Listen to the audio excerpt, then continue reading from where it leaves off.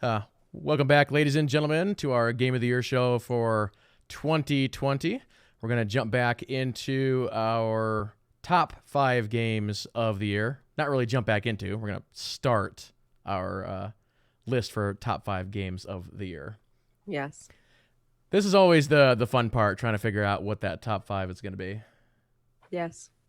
And Kidley was Trixie this year. I'll just leave it at that. Yeah, Alise doesn't know what my top 2 are. Nope. I don't think it's going to surprise you.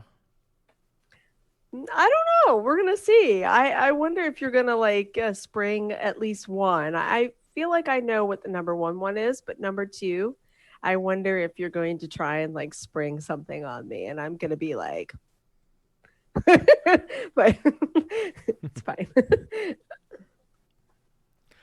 Well, we will go ahead and start with your number 5. Okay. So before I get started, before I say it, I would just like to preface so that people are looking at my list going, what? My list is fairly eclectic this year, I think. I've gone off the beaten path at least once, if not twice.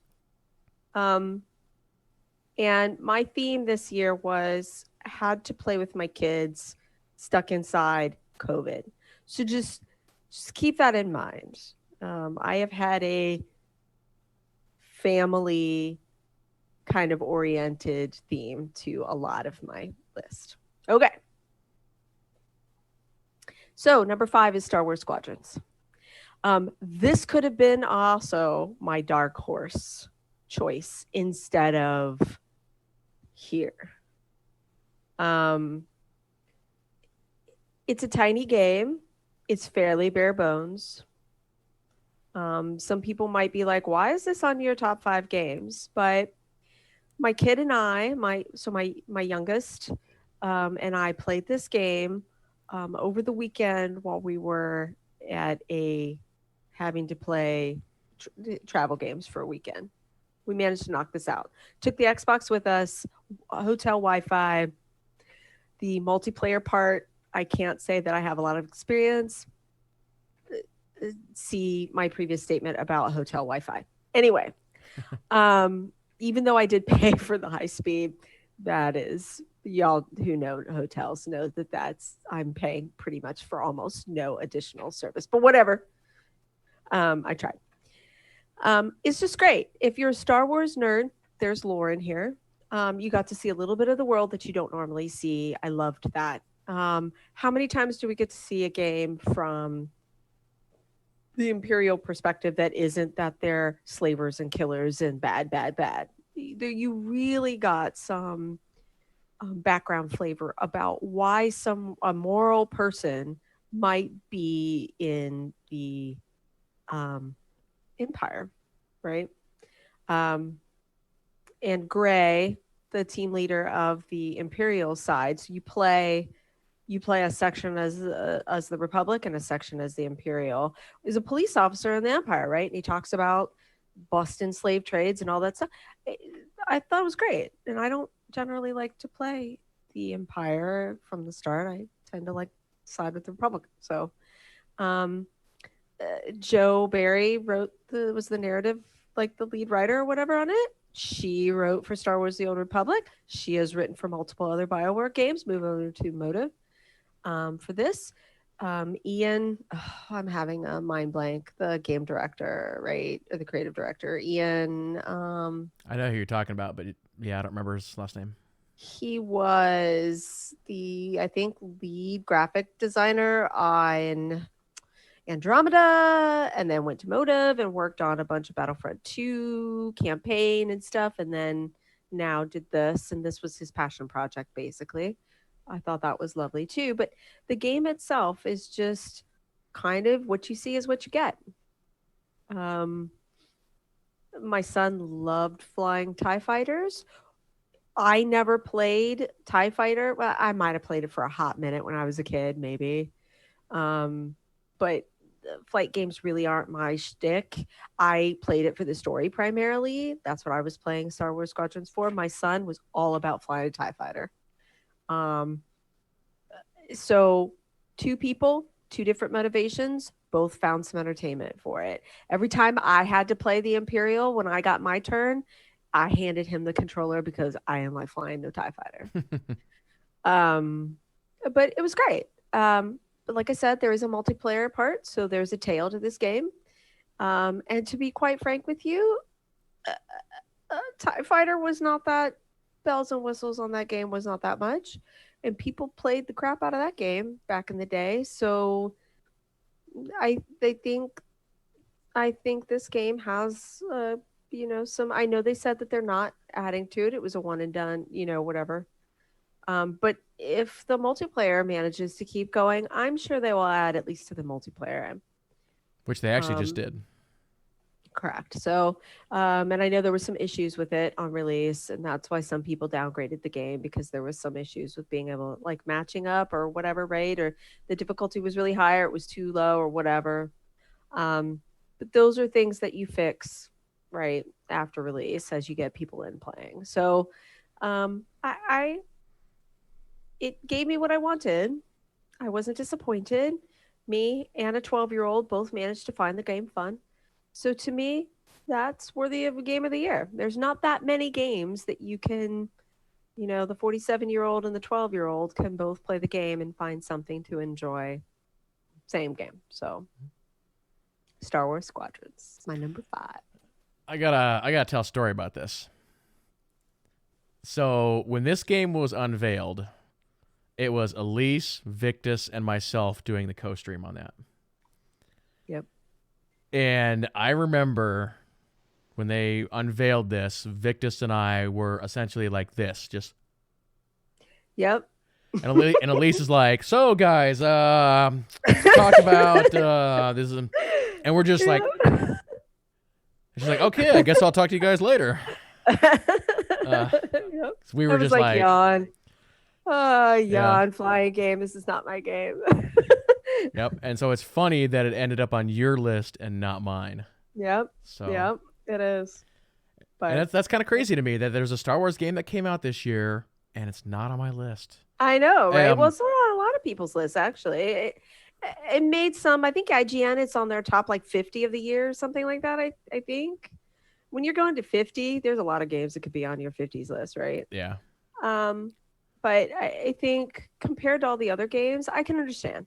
There was a lot of bling this year, right? Yep. A lot of bling. But as I stated before, I, like many parents this year, were at home. The things we normally would be doing, not playing video games, our kids, overnights, birthday parties, none of that, at least in the US. I know not everybody who watches this stream is in the US, but at least in the US, there wasn't no, at least in my state, especially the last few months, they're like, no overnights, no going out and but going over to somebody's house and hanging out, no going to play video games with your friends, so kids at home, especially that one, anybody who has a 12-year-old boy who is a very active kid or girl who's a very active child, finding things to do with them has been a challenge, and keeping them in the house. So, and, in social distancing. So, this game managed to keep us both entertained in a hotel room for a weekend. And I cannot say that has been true of Destiny, Warframe, Fortnite. He got tired of Fortnite, and he is the demographic for Fortnite, I might add. Ghost of Tsushima, he played for a hot minute and didn't want to play it anymore. I could go on. It didn't play Miles Morales, whatever. This game we played from beginning to end. And we both enjoyed it. So hats off to Squadrons. I think it needs a look at again. I think it's an undiscovered gem. It could very easily have been a dark horse. And even if you don't like flying stuff,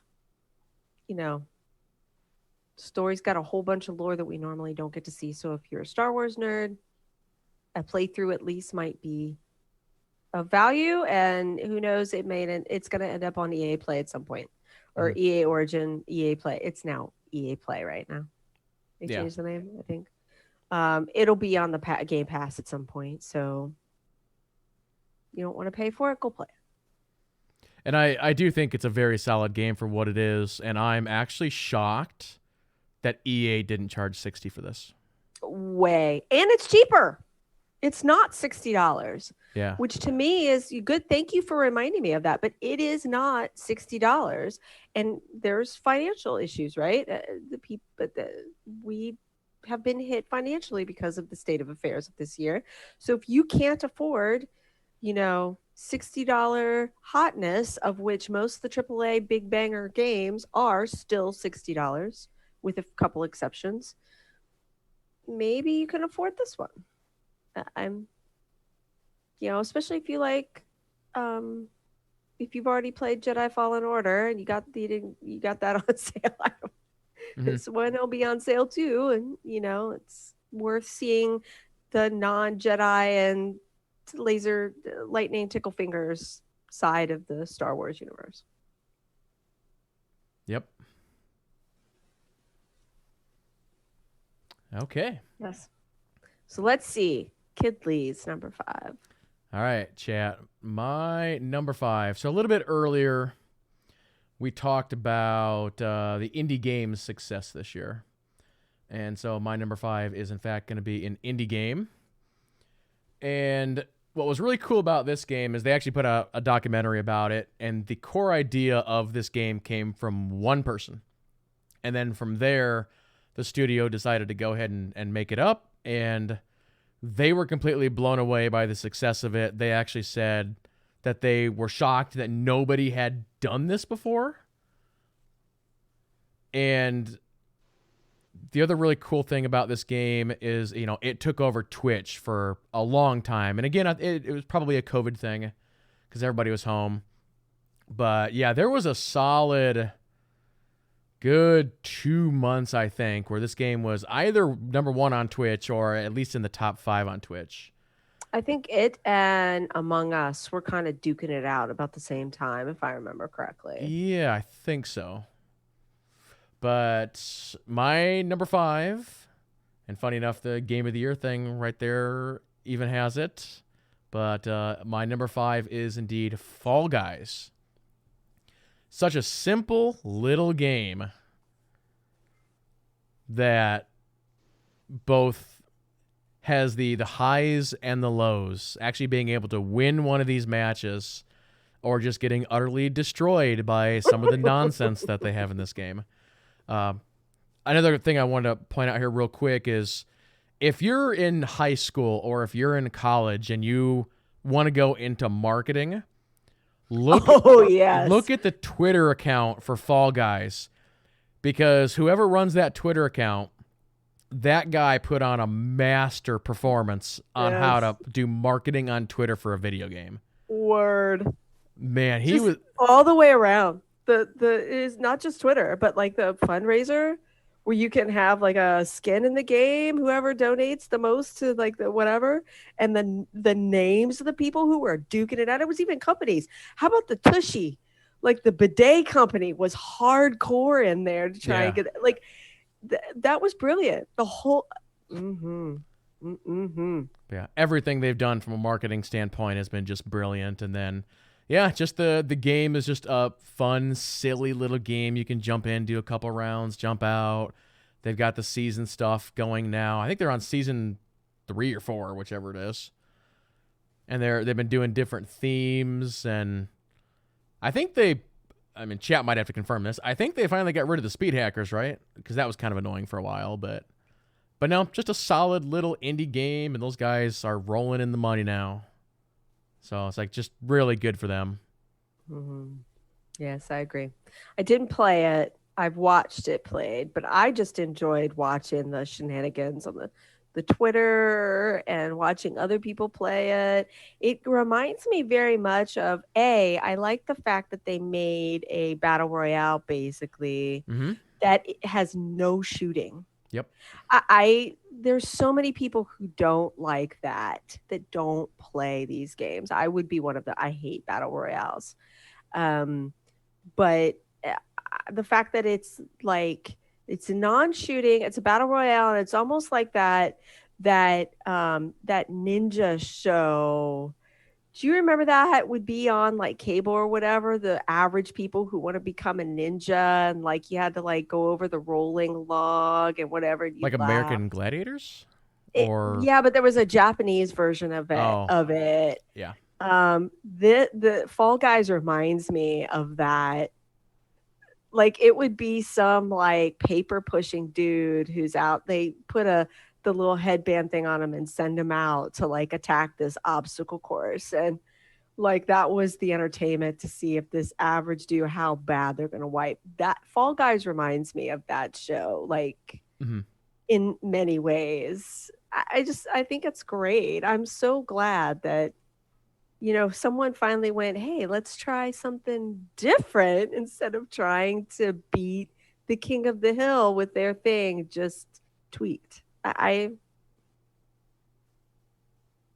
You go. Yeah. And it's been kind of interesting this year and a little bit last year to see, because you got different companies experimenting like, all right, what can we add a battle royale to? And then you had like Tetris Effect as an example.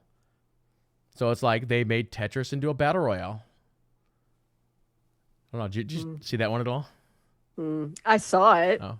I'm like,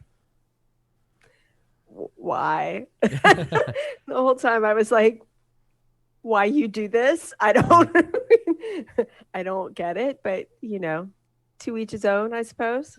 Yep. Well, we'll go ahead and Awesome. we'll move on to your number 4. Okay, sorry, I gotta slide the thing over. Okay. I didn't even read my notes. I'm bad. I guess I should have said also that I really enjoyed the fact that the story was short on the last one. Okay. Yeah. Number 4. Okay. All right. So I mentioned this one before earlier. Little story, I guess. I always have to have a little story with my intro. Sorry. That's why these are so long. Yeah. I actually played this game again before the world exploded at PAX East. Bethesda, for the last 3 years, at PAX East. I think they also did it at PAX West, but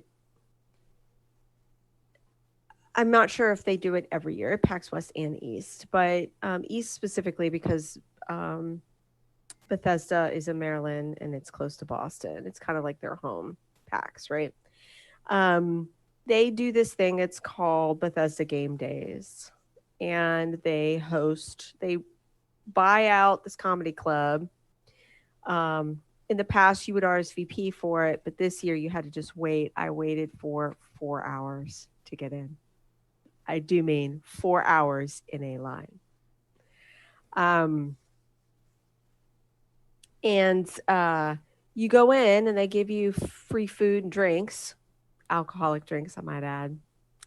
And you get to go see what they've got. And their developers, including Pete Hines, is walking around just talking to people. Got to talk to him when he was pimping Legends. And he gave me the rundown of what it's like to come to somewhere like PAX from a marketing and, the business side of it. Best 15 minutes of information I've ever had in my life. And he was so chill. And then I stood next to him while he was watching the Celtics guy play Doom Eternal. And that is why I stood in line for 4 hours, because everybody wanted to see that dude, the Celtics guys play Doom Eternal. Okay. Anyway. So I got to play this game and I was like, this is awesome. I got to play for 30 minutes. You never get to demo a game for 30 minutes, y'all, at somewhere like PAX. It's like 5 minutes and then you have to get out unless your games press. And then you get more time. And you have to be a certain level of games press to get that. I thought it was great. It was Doom again, whatever. Looked great. It looked like a classic first-person shooter, like a classic first-person shooter game, like we remember from the old days. And my number 4 is Doom Eternal. This game came out in, late February, early March. I'm not exact on that. Maybe Kidley remembers specifically, but it's somewhere in there. It was before COVID blew up. And it was before The Last of Us 2. So I think Doom Eternal made it on the Game Awards Game of the Year list. So it wasn't completely forgotten by everyone, but I haven't heard too many people talk about it as a game of late that should be on the Game of the Year's list. And I don't know why. It is a basic, the graphics are amazing. It's not overly complicated, but it very much feels like an old school shooter. That's just, if you like Doom, here's more of what you liked, only better graphics. A little bit more accessible, I thought. I don't know.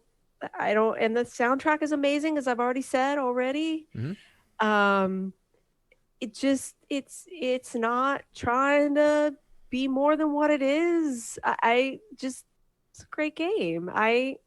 If you need to go because you are frustrated and irritated and go shoot demons and not feel bad about it, get you Doom Eternal. And it is on sale right now too. So it is a Game of the Year candidate, and I have seen it on sale. Game Pass.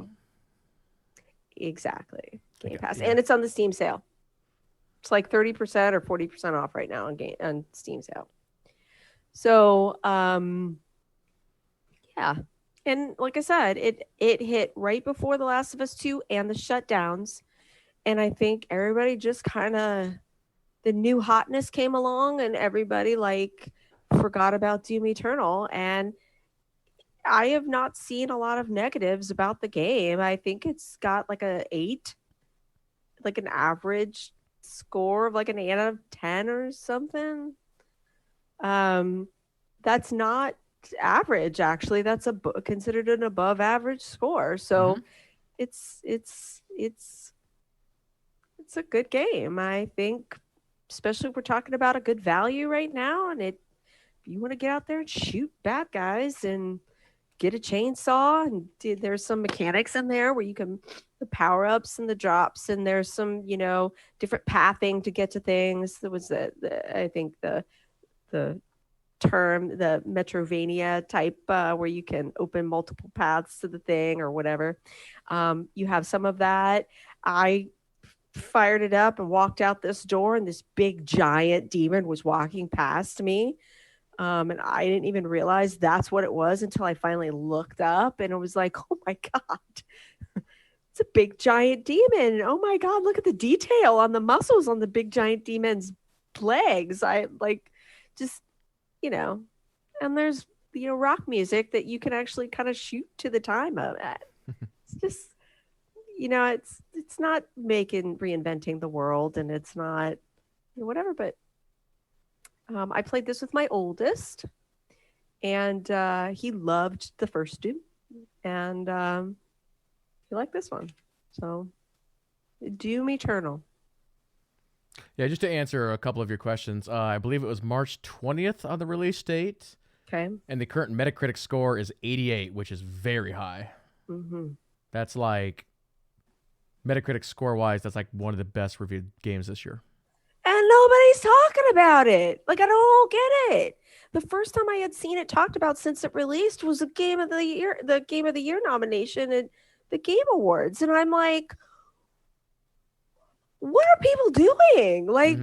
I mean, but again, and this is another topic for another show, but the things that get all the hype are the ones that happen at the end of the year. And I think that's poo. Because it's if you're going to review in a whole year, you need to remember that there are more games that happen after May of the year. And how about we not give an advantage to the most hyped game of the year, where we like, like in the Olympics, when you the figure skating judge and you leave a little room for the world champion that goes last, and this one that went third to last had a great program, and you're not going to give them the best score because they went third to last. Like, that's what this feels like, kind of. So it is a good game. Go get it, try it, Game Pass it, try it. I don't think you will be disappointed. Yeah, this series, well, the last two are on my list. It's one of those games. It's like I own Doom, what, 2016? And then just haven't had time to play it. And then, again, this one, Game Pass or whatever. One of these days. They remastered days. Doom too, right? They put the regular Doom on PC or something like that. Not a remaster, but they re-released it. Mm-hmm. Or whatever, for people to be able to play on current PC or whatever. So, yeah, I mean, it's a classic series, much like Skyrim and Gears of War and, Halo. Who knows when we're going to get the next Halo. But anyway, it's a first-person shooter. In the classic first-person shooter, there's no fuss about that. But sorry, please continue. Nope, that's all I got. Funny. Those games are always good. Yep. All right. Well, we will move on to my number 4 then. We're going to talk about this now? Okay. I'm going to try and be quiet. I was going to say, well, I will talk about it. Okay. Okay. So, actually, I mentioned this game a little bit earlier. And it's a game that actually came out earlier in the year, and I don't know, there was something else. Maybe it was Last of Us 2. I don't even know. But there was something else that came out, and I didn't get to pick it up. And so I only started playing it maybe a month ago. Ooh. Yes? Can I just mention a comment? Mm-hmm. You texted me and asked if this was a game that I thought you needed to play. Yes. And I went, yes. Okay, continue. I'm sorry. Just thought I would add that in there. Yep. So, yeah, I just started playing this, and I actually think this is probably the best open world game to come out this year. And so my number 4, and then I'll talk a little bit more about it. My number 4, ladies and gentlemen, is indeed Ghost of Tsushima. But yeah, in a year full of other open world games, you can include Cyberpunk in that. You can include Valhalla, among others. Yeah, I think this is the best open world game to come out this year. This game and Odyssey have a lot of very similar things. So if we go back to Assassin's Creed Odyssey, which was my game of the year 2 years ago, the reason it was my game of the year is basically because they took all of these successful things from other games and put it into one game to create one really, really good game. Mm-hmm. And so Ghost of Tsushima essentially did that, and it's sort of the last great game from the previous generation. It's like the send-off of the PlayStation, because it is a PlayStation exclusive. We mentioned earlier that this is also one of the best-looking games to come out this year. I can't believe that it runs as well as it does on a PS4, especially with the amount of particle effects that this game has. It's always like 1,000 leaves blowing around, and there's smoke and all this stuff. Now, the next thing is people have been begging Ubisoft to make a ninja, samurai, whatever Assassin's Creed game for years. And for whatever reason, Ubisoft has said no. So Sucker Punch is like, all right, we'll do it. And they have essentially made one of the best Assassin's Creed games ever made. And see, I'm going to have to really bite my tongue, but just to remind people what games Sucker Punch has done in the past. This is a little outside their comfort zone. Not a lot, because Infamous was an open world game, right? I mean, effectively in many ways. But this is the infamous studio, right? I'm not forgetting. Yep. So they went from that to this. Very much reminds me of Guerrilla with Killzone or Kill Floor or whatever, and then Horizon. Like, yes, Infamous still had some bones that were the same, but the style, the ambiance, the attention to detail, all of that stuff. And Sucker Punch is not an Asian game studio. Just keep that in mind. Mm-hmm. Okay, please. I'm going to be quiet now because, yeah. But yeah, if you've never seen this game, and I'm showing it on screen right now, the game looks absolutely beautiful. It's like we're running through this yellow forest right now. One of the things that makes this game stick out a little bit is the what I would call natural progression of the world, because there's so many open world games where you'll walk up to an NPC and the NPC is basically just flat, right? Maybe they're doing some kind of canned animation, maybe they're not. But this game, there's two things that it does exceptionally well. One, you walk into a town and everybody's like, "Hey, hello, how's it going? Hey, Lord Sakai." They're bowing to you. They're doing all these things, right? And then let's say you're walking up to an NPC, maybe they're a quest giver, and let's say they are sitting like around a fire or something like that. As you approach, they stand up and they look at you. Stuff like that. The other thing that's really cool, sort of a part two on that, is you'll just be riding around out in the world and you'll see some Mongols and they have somebody captured. And you can choose a couple different ways to approach that situation. You free that person and they'll be like, "Hey, man, thanks for freeing me. By the way, when I was captured, I overheard them talking about something." Or he'll say, "These guys have a camp set up down the road. You should go destroy them." Basically, random things like that will happen when you like rescue people or run across people. And it makes the world sound or feel more natural. Yeah. Which is really, really cool. The way they designed your quest acquisition is so much better. It's not the creepy like thing where in Skyrim where you'd have somebody just roll up on you and start yapping at you, right? Or they would follow you around until you acknowledged them. Exactly what you're talking about. It just the way you get additional quests just makes sense. And then you didn't talk about the little birdie. Maybe you're going to, but the fact that you can, it tries to lead and not lead and all that stuff. You can follow the bird and go find something. Sometimes it's a quest, sometimes it's a thing. Or you could say, "No, I'm busy. I've got to go do this thing," and the birdie flies off.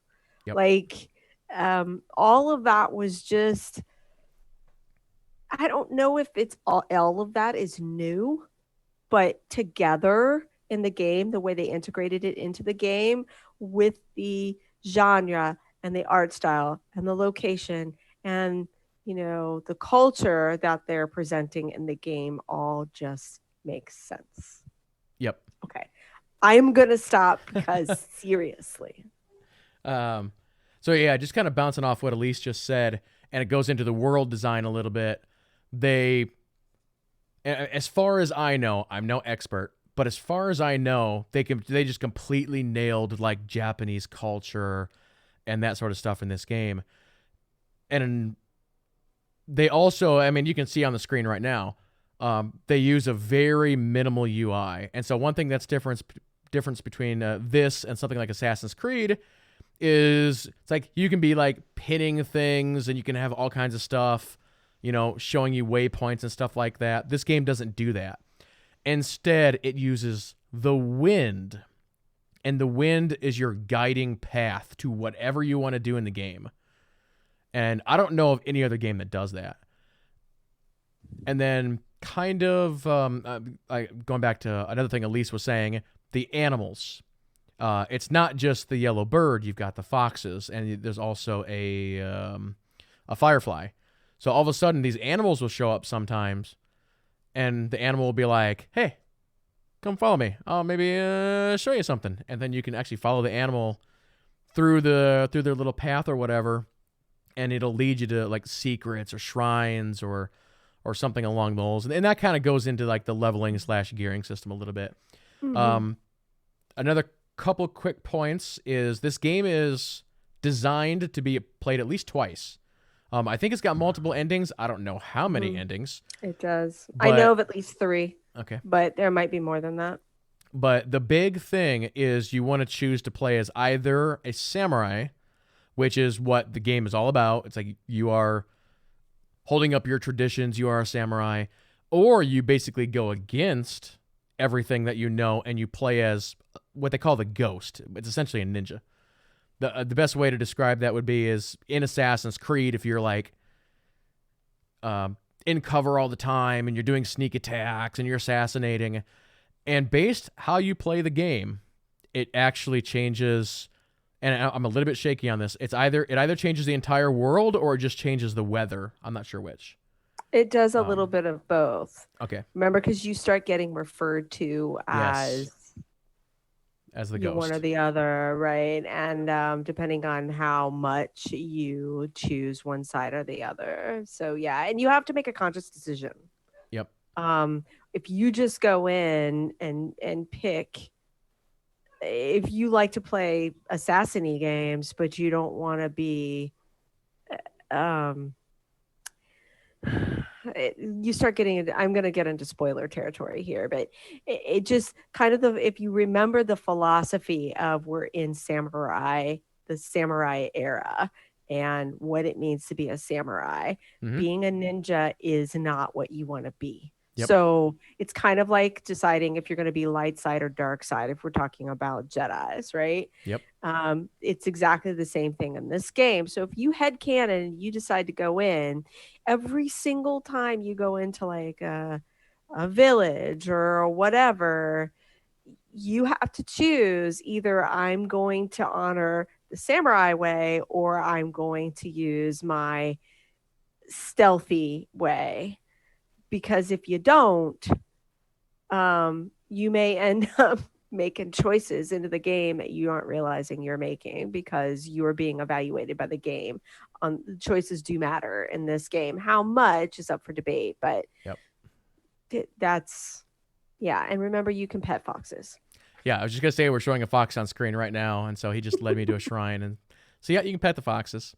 So I guess the final point I'll make on this, and this has actually been another big thing just for the year in general, and that is photo modes. We really started to see them last year really sort of pop up, and then again this year. Seems God like of War is the one I remember specifically. It started to put the photo mode that everybody went gaga on. Yeah, Spiderman's was also great, as was Odyssey's. And Horizon Zero Dawn had a really good one too. Yep. But yeah, the photo mode in this is absolutely fantastic. It's amazing what you're able to do with it. Like you can basically freeze frame a shot, almost like what we're looking at right now, and you can literally change everything in this shot. You can even animate. You can say, oh no, I want animated yellow leaves in this shot, and you can just add it. Yep. It's almost like some sort of Photoshop in your game. Yeah, it's crazy. It's like having Photoshop in your game. It's absolutely crazy. But there you go, ladies and gentlemen. My number 4, Ghost of Tsushima. It's great. It is. All right, so we will move on to Alise's number 3. Okay, this is also another dark horse. Yeah, this one, Grounded, is kind of outside of my kind of normal bag. Squadron, Star Wars Squadron, is also kind of out of my usual bag. But this game, actually, I sat down and I was like, okay, I'm going to give it a try. And I look up and it actually spent like 7 hours playing this game in one shot. I don't generally get 7 hours to put together. So if I lost track of time and actually sat down and spent 7 hours on this game in one go, it's usually a pretty good start. It is an indie game. I am kind of forgetting the studio that made it, so we'd have to look that up. It is on Game Pass for anybody who wants to try it, but it is essentially Stardew Valley on boats. Effectively, for me, that's what it felt like as I was playing. You are Charon, the Greek god that takes spirits right across the river Styx to the land of the dead, right? Decides that he's done and he don't want to do it anymore, and you have now been nominated to be his replacement. So you have to run around and get all the tools that you need to do this, and you got to go find a boat, and then you get this spirit of your friend shows up, and she is helping you out, and you eventually kind of add more and more spirits, and the Stardew Valley part comes along because you have to feed them and you have to keep them entertained, and you have to keep them happy, just like you have to do in those ones. And you also have to resource farm. You have to gather resources, and also you have to generate resources to do those things. And each one of your charges have different food likes and not. My favorite is the friend who doesn't eat anything twice. Ugh. There's a night day cycle. I don't But know if you've also mentioned the game talks yet. Spiritfarer. I thought I said it at the beginning. No? Oh, I thought I said it real quick. I'm sorry. It's Spiritfarer. And you are faring spirits, hence the name, I assume. But the game really does talk about death, kind of apropos this year.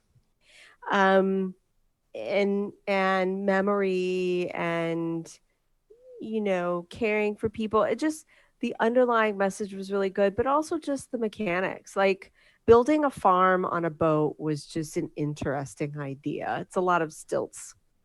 You have things on stilts. The resource gathering was very different. You have to go for one of them. You have to gather lightning in a bottle to make this thing.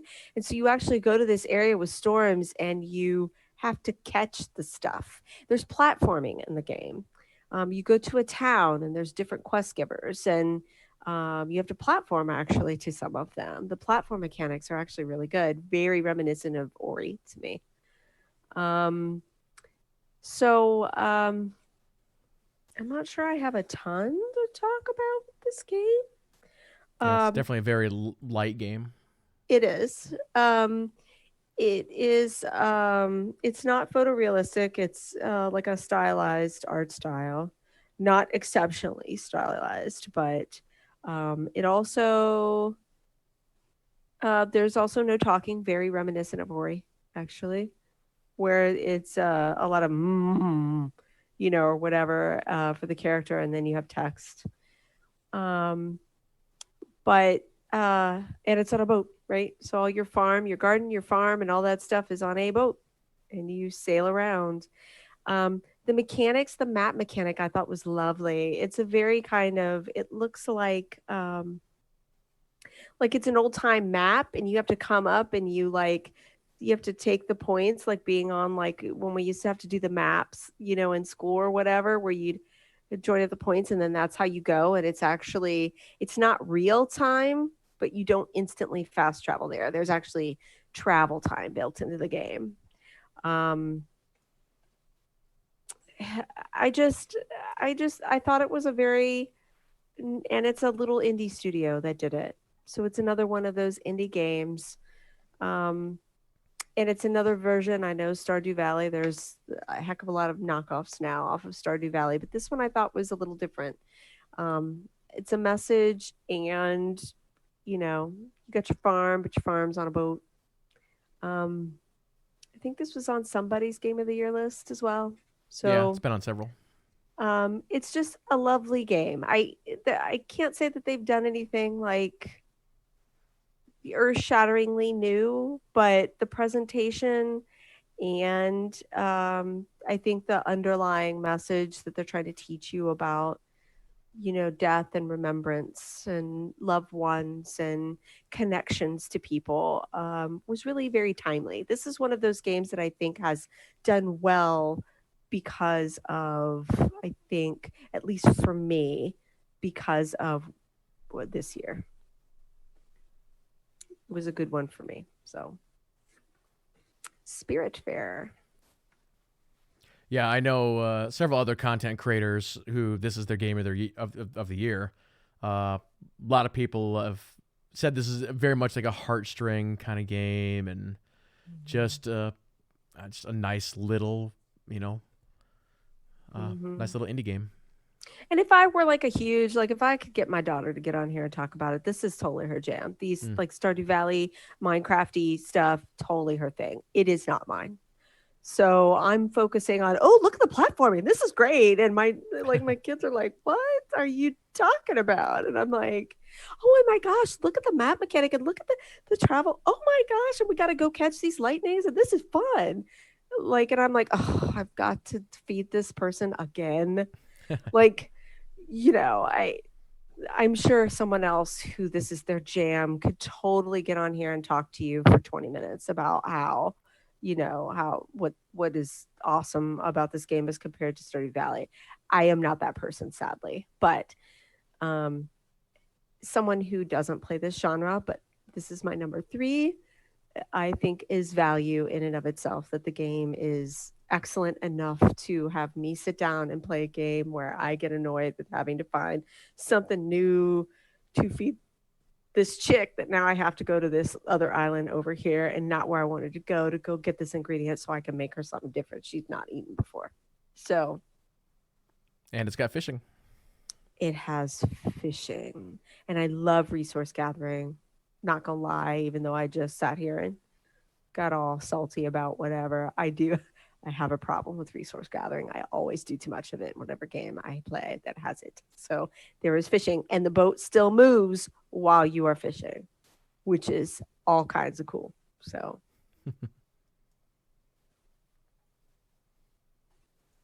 All right, cool. Okay, we will move on to my number 3. So, this game is a game that got announced, and I was like, "Oh, that's cool. They're making one of these. All right." Don't know if I'd ever buy it or not. And then ended up buying it. And I'm like, you know what? This game is actually really cool. This is Kid Lee's Star Wars Squadrons. Okay, go. Yes. Bye. Because this game is doing stuff that no other game has actually done before. So my number 3 is Microsoft Flight Simulator. And so one of the coolest experiences that I've had all year was actually in this game. Actually flying in and out of a severe thunderstorm was really cool. For those who don't know, this game actually features real world weather, real world traffic, like air traffic. Like you can track the FedEx planes or commercial flights, whatever. Also, full multiplayer. And you can choose whether or not you got people in your game or not. It doesn't really matter. Oh, that's cool. I didn't know about the multiplayer part. Yep. So you can be just flying around and being like, oh, hey, there's another person. They just flew by. But this game has continued to see free updates. And essentially, this game is a live simulation of the world. And even here recently, within the last couple months, they've done some new scans, updating stuff. There was a patch, I want to say a couple weeks ago, that added VR. And they also are using some new tech, and I don't know off the top of my head. So they're tracking snowfall. So if you're over an area that it snowed recently, you can see snow on the ground. But especially in the COVID times, I could see this game being more than just a game, but a teaching tool. Because this game can be as realistic as you want it to be. I mean, if you're a pilot and you want to spend $5,000 and getting yourself like a full pilot setup, so this game is 100% accurate, you can do that. Or if you just want to use an Xbox controller and have it be more arcadey, you can do that as well. So I actually went out and I bought a flight stick for this, so I'm kind of in between the two camps a little bit. But it's cool. Like the first flight that I did, for those who don't know, I live in Iowa. And I'm like, you know what I want to do? I want to start out at Offutt Air Force Base in Nebraska. Oh, and by the way, this game has every airport in the world.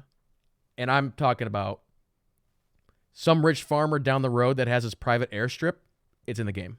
Wow. So I started out at Offutt Air Force Base in Nebraska. And I'm like, whenever I drive to Nebraska, I always drive by an airstrip in Audubon. So I'm like, all right, I'm going to go from Nebraska to Audubon. I'm going to land my plane in Audubon, which I did. All right, I'm going to then go to Des Moines, where the Capitol is. And I flew around the Capitol building. And then I went to my hometown in Northeast Iowa, which is Strawberry Point. And it's just cool seeing all the stuff. And it's like almost every major landmark that you can think of is in the game. And again, with one of the more recent passes they did, they actually updated some of the landmarks to make them look better. But it's like I flew under the Golden Gate Bridge. We went to the pyramids of Giza. We went to Chimney Rock in Nebraska. It's like when you're flying over some of the like San Francisco, San Diego, it's like, oh, there's Silicon Valley. There's, the HQ for Apple or whatever. It's like you can see everything. So it's literally kind of like what I mentioned before. It'd be a great teaching tool to put this game up in a classroom and be like, all right, class, today we're going to see the Eiffel Tower and we're going to fly around it. But it's just an incredibly chill game, and that's sort of the other thing. So the shot you're seeing on screen right now, this is me flying towards Pikes Peak in Colorado. But it's like you just jump in your plane and it's just like, all right, I'm just going to go fly somewhere. Oh, cool, there's mountains over there. All right, there's a volcano. I mean, I think, hey, that's again, I think 2020, right? Yeah. Chill game. I'm sure at some point in time, like this game probably came up on somebody's wish list over the last, when did the first one come out? Like, ooh. I want to say late 80s, early 90s. Yeah, I was going to say at least 15 years ago, if not 20, 30, if we're talking about 80s. But you're talking about a game that they redo so many things. This had to have come up on somebody's, hey, why don't we do this list at some point in time. I cannot believe that someone has never brought up pulling this back out and updating it using today's graphics. And it never got the green light until now. Yep. And then it did well. Again, not saying the game isn't deserving of well, but do you think it would have done as well if it hadn't happened this year? Probably not. Yeah, I don't think so either. Not because the game doesn't deserve to do well, but just the noise and everything else. But it's 2020 and people needed a chill, fun game to go. Can't go outside, can't go fly anywhere, can't go to vacation. Well, let's get in a plane and fly to Egypt and look at the pyramids. And oh my God, it's photorealistic. Mm-hmm. I can see even the people outside, standing outside waiting to go in. I assume you can see those things. Maybe I'm making that up. But like, what great circumstantial timing. Yep. Microsoft could not possibly have known this was going to happen to then put this out here. But my goodness, like, excellent that the game got out. And because it did well, you guys might get more people who like this stuff, might get more of these things. Mm-hmm. A couple other cool things about it is how smart the game is. So, like, you can enter in your own call sign, and the game actually talks your call sign back to you. Oh. So I literally type in Kidley, and then when you're flying, there's the air traffic control. And so obviously, if you're flying from, let's say, Omaha, Nebraska to Lincoln to Colorado Springs, you go through different air traffic controls. And so it'll literally come back and be like, all right, 10-4 Kidley, you're passing by, blah, blah, blah, blah, blah. Switching, you're leaving my airspace, switching to Omaha Metro 10486 or whatever. Cool. So yeah, it reads back like whatever your name is. And then you can do your own, tail numbers and all that too. And But yeah, really cool game. I was just really surprised at how well it was done, how chill it was. And somebody reminded me in chat, I think it was R2 maybe, that yeah, like when the hurricanes were hitting earlier this fall, it's like we flew through the outer bands of one of the hurricanes. I remember people doing that. I remember that being a thing on the on the news, the game news. That's just so cool. Yeah. So literally what I did on that stream was I brought up a web page of like live a live radar, and I put that over top of my stream so the chat could actually see the live radar. And then it's like, okay, we're just gonna look at the skies, and it's like, yeah, that looks pretty accurate. We just fly into it. And of course, everybody's always like, all right, yeah, I got to go visit my home and stuff like that. And so I've visited one place where I used to live. We flew over my parents' house. And for that kind of thing, it depends where you live and how good the latest scan is. So like, as an example, my farmhouse where I used to live near Strawberry Point, it's like when we flew over there, it's like it knows there's a house there and it knows there's a barn there, but it doesn't 100% have the configuration right. Where if you do it in a big city, some people have reported it's 100% accurate. So stuff like that. Instead Probably of availability of the data. Yeah, instead of some little farm town in Iowa or whatever. But yeah, very cool, very very cool game.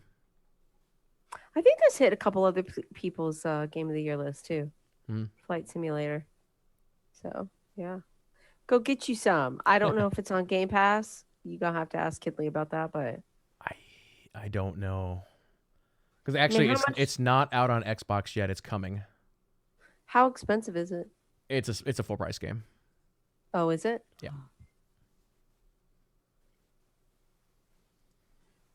All right, we're up to Alise's number 2. Number 2. Okay. So, we talked about this game a bit already. Hold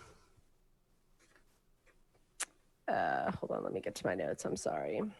Chat did confirm it is on Game Pass. Oh, good. I wondered.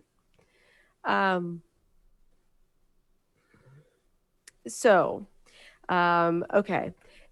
My number 2 is Spider-Man Miles Morales. This game actually has some controversy with it, not as much as others, i.e. Cyberpunk 2077, but a little.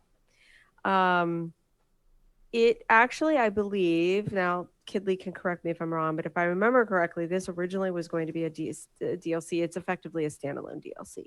Yep. Basically. And there is there's been some shade thrown at this game because some people feel that it feels like a standalone DLC, and that this originally was supposed to be at one point in time perhaps was going to be one of the launch games for the PS5, and then that ended up getting pulled back from that to be both last gen and next gen. I get all that. But again, as I've said, my theme for the things that have made my top 5 have been, can I play it with my kids? And is it going to overwhelm me? Because I just don't have the mental space for that stuff. It doesn't either. The game is beautiful. The mechanics are just as good as the last Spider-Man game. There's a few new ones. They did put some Miles Morales flavor in this, so it's not exactly like playing as a African-American Latino Peter Parker. Miles does have his own flavor in this game, his own swinging style. They did do that. Would it have been better if there had been more? Yes. To be honest, yes. The world is considerably smaller. And the boss the boss fight at the end is not as epic as the boss fight for Doc Ock. I'm going to be honest. I don't think that's a spoiler. That's just personal opinion. Your mileage may vary. But that fight was like massive, really. So it ain't that. However, what they did do is finally got a black dude, a superhero this game. That was awesome. There's definitely an attention to where he lives and where he's from. I watched Angry Joe's, some of his streams on his, and he is Puerto Rican, and they had a lot of very kind of familiar touches to kind of the background set pieces in throughout the game that he really appreciated. My friend and podcast host was super duper excited about both of those things. Miles Morales is a favorite of his, and he was extremely stoked to have some representation for him in a game. That was really nice. But the game is gorgeous. The swinging is gorgeous. I played it with my daughter. My daughter loves Spider-Man, absolutely loves Tom Holland, so she loved the last one. And so we were stoked to play this one. We knocked this one out in about 2 weekends. The game is not exceptionally long at all. There is still stuff to do, however. We did not 100% the game. And we didn't even get to the Spider Cat outfit. If anybody knows about that, we did not make it to that. We were trying to get done because I had other games on my plate that I needed to get through. So it was, come on. And I can't even remember if you can get that on the first playthrough or if it's a game plus one, new game plus one. But that's the one where your cat is in your suit. For those of you who don't know about the Spider Cat meme. What can I say? It's just as good as before. Insomniac did a lovely job. Didn't have a bunch of bugs in it.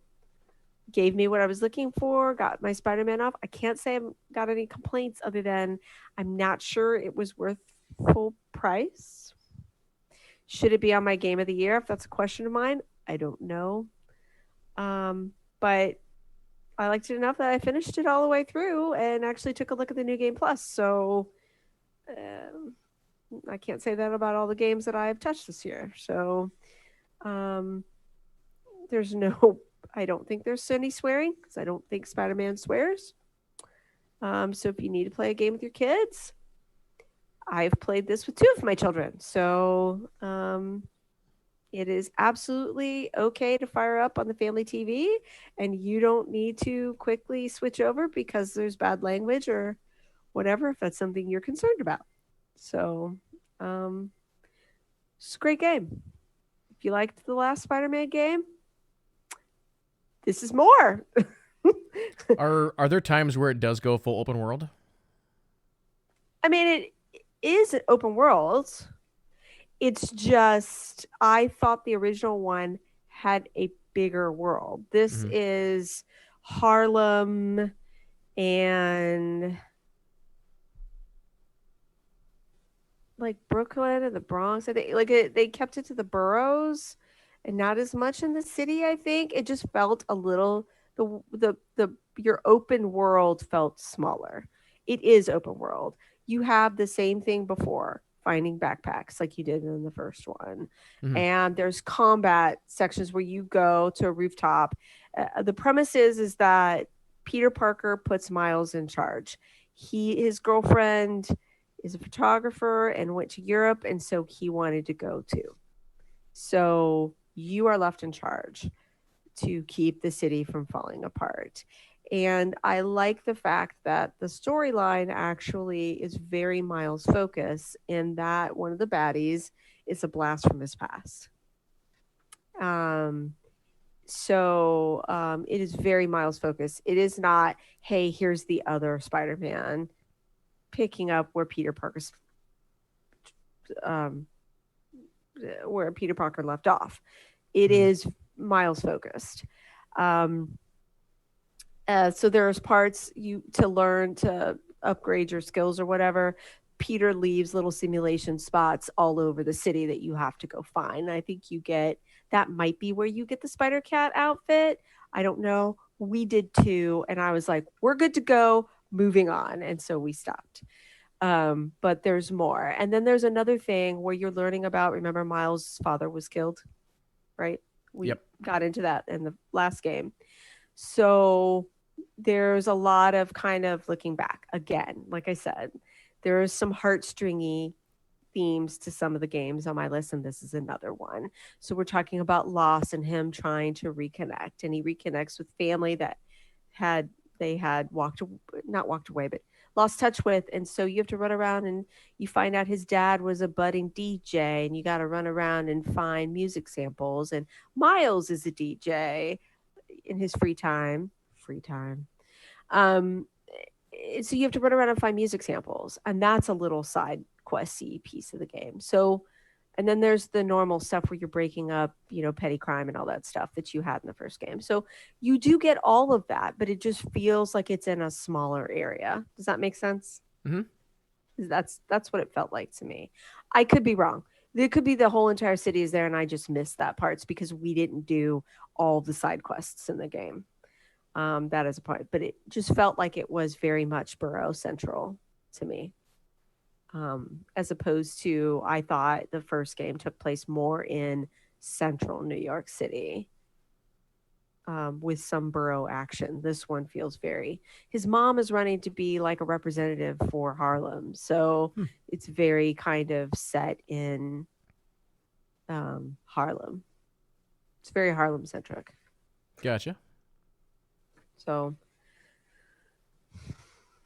yeah, and like I said earlier, that first game has worked its way into my top 5 all time, just because this open world RPG is unlike any other that I've ever played. And so, yeah, it definitely sucks that they didn't do a full game out of this. Yeah. And I definitely can't wait to play it as soon as I can get a hold of a PS5. Yeah. But please keep I was just going to say, I almost wonder if they're going to do a Spider-Gwen game next, and again, maybe it'd be just a little short one like this, and then maybe the next one they do after that is like a full-fledged multiverse thing. I don't know. I would really like to be seeing some Spider-Gwen. I like the fact that they mixed it up. They came out with all these different like things from the Spider-Verse. They should totally be playing off on them. And I mean, obviously the Avengers thing. For those of you who are listening, I just made a face. You have to, the fact that there was all that brouhaha about Spider-Man was a paid DLC for the Avengers. That was a huge brouhaha. Clearly, Spider-Man can hold its own, and I think they should do that. Now, I guess it should be stated, I did play this on PS4 because A, I don't have PS5 yet. B, I don't have a TV to support all the bells and whistles from a PS5. Frankly, I don't know that ray tracing, if it would knock me upside of my head that much with the equipment that I have. So I went ahead and played it on PS4 because I was okay with that. And I believe we get a free upgrade to the PS5 Yeah, I believe version. so. So for me, it's a win-win, really. So I'm fine. Other mileage may vary. You heard Kidley say he wanted to wait. Fair enough. But I enjoyed. I was not disappointed. I have been disappointed this year. So in a purchase of a game, this was not one. I thought it was great. And the voice actor that plays Miles Morales in all the other stuff is the voice actor of Miles Morales in this game. I grew up in a time where video game adaptions of movies and TV shows was huge. And it was like a thing if the actor who played blah blah was in your video game. Mm-hmm. Kidley's shaking his head, so you know what I'm talking about. So the fact that they got the real Miles Morales voice actor to do Miles Morales in this game, I thought was awesome. So there you go. Yeah, and they didn't do that. Tom Holland was not the voice, I might add, in the Spider-Man video game. Just saying. Yeah, I believe that guy's name is Yuri Lowenthal or something like that. Yes, and I love Yuri. I'm not trying to say he did a bad job at all. I'm not. I love Yuri. I love him and everything he's done, frankly. So not trying to throw shade on Yuri, but they did not get Tom Holland to do the Spider-Man video game. Just much to my daughter's disappointment. So another thing about that PS5 upgrade version is they completely changed what Spider-Man looks like. Okay. Yeah. Well, we'll see. So it'll be interesting to see how that works. Mm-hmm. I might just add, just on the topic of my daughter, I showed my daughter what the voice actor looks like, because I was like, oh, he's kind of cute and he looks a lot younger than he is. And she goes, let me see. And she went, ew, old guy. Thought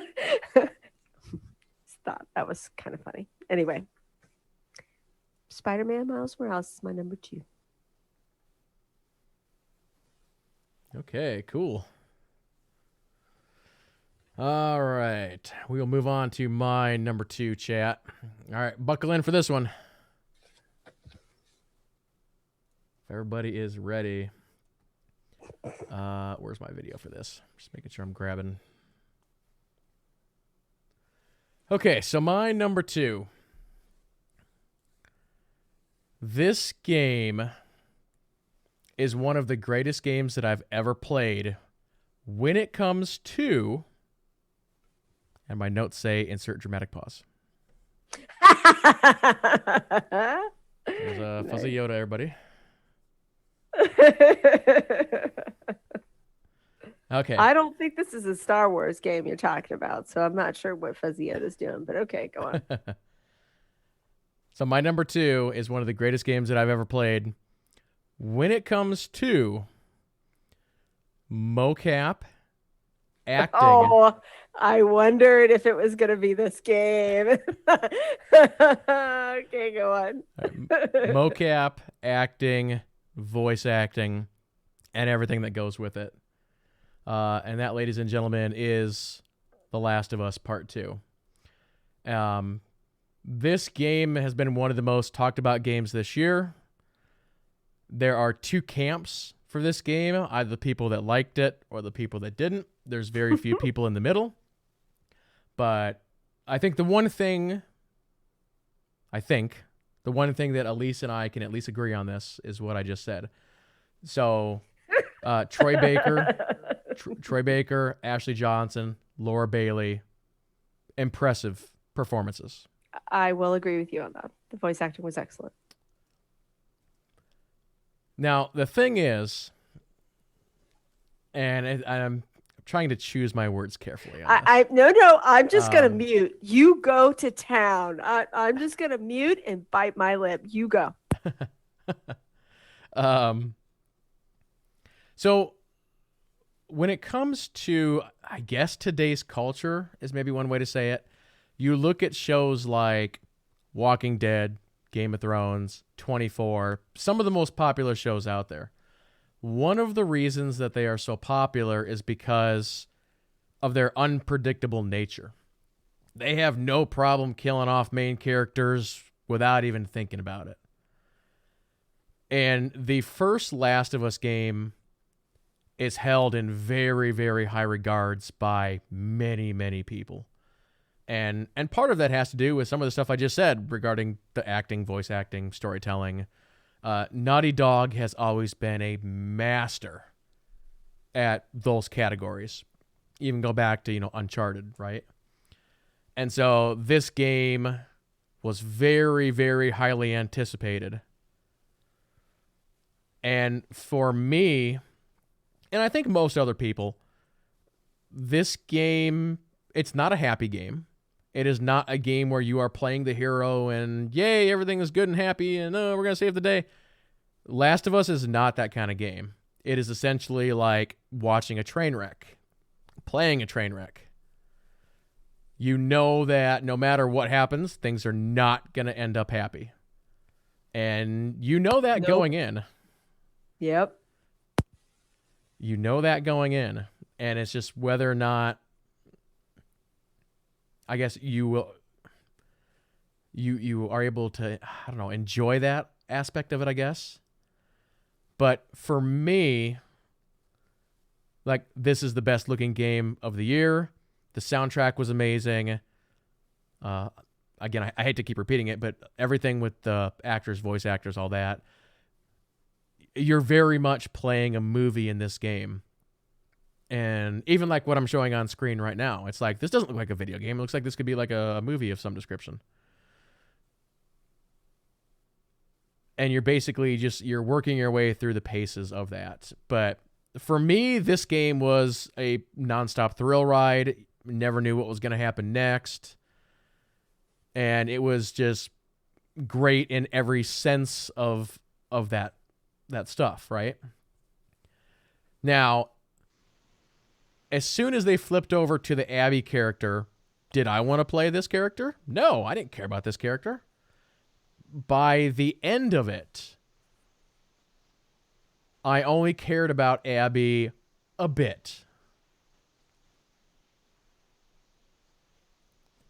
I know there are some people who absolutely hate that character, and just even seeing her is just like pure rage. And there's other people who are like, oh yeah, she's fine or whatever, you know. But I don't know, to me, this game is just, and I'm trying not to use the M word. This game is, I'm sorry. We talked about that. I know. Use it, you go ahead. No. Next game, maybe. Next game. I won't burn you. You can use it the next game. Okay, that's... Now, come on. Just for that, you have to admit it was used so frequently that it almost felt like it was PR lines written for people to put in their reviews. Yeah. Come on now. Yeah. I mean, the word itself is fine, but it was the way it was used and the frequency that it used, and you do not ever see it used that much ever, except for around this game. That was my beef. Okay. Yeah. Sorry. Continue. Honestly, I don't have too much more to say about it. It's just, I thought this was a really, really good game. And I did have some issues with the story structure. I didn't think the story structure was bad, because there was a stretch in there, and it was a long stretch of a good solid 8 to 10 hours where you had no contact with Joel, Tommy, or Ellie, and you were just completely doing other stuff. And I feel like that was definitely the low point of the game, because people played this series at this point because you want to know what's happening with, I guess, the good crew, if you want to call it that.